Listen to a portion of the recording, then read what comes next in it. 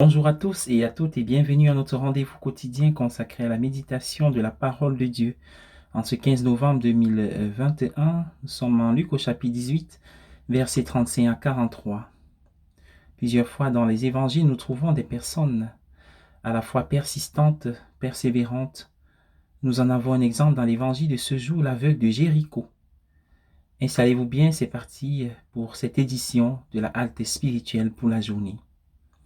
Lorsque l'aveugle de Jéricho entendit que Jésus de Nazareth passait par là, il eut le vif désir d'attirer son attention, criant dans son besoin: Jésus, fils de David, aie pitié de moi. Sa demande d'aide s'est immédiatement heurtée à une résistance. Les personnes qui marchaient devant Jésus lui ont fait des reproches et lui ont dit de se taire. Pourtant, cet homme avait le genre de foi qui était prêt à franchir les barrières que les autres mettaient sur son chemin. On peut se dire qu'ils avaient honte de sa misère. Il représentait la misère, alors que celui qui était très populaire passait. Oui, l'aveugle était physiquement handicapé, mais il pouvait voir Jésus avec les yeux de son cœur.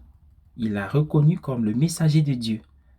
La réponse hostile des gens à la première prière de l'homme n'a fait que le pousser à prier encore plus fort. C'est alors qu'il a découvert que Jésus n'était pas comme les gens qui le réprimandaient.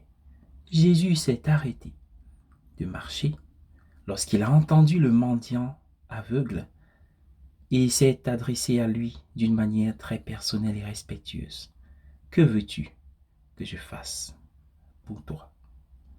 Jésus devait savoir ce que l'homme voulait, mais il lui a donné l'occasion d'exprimer ce qu'il voulait pour lui-même.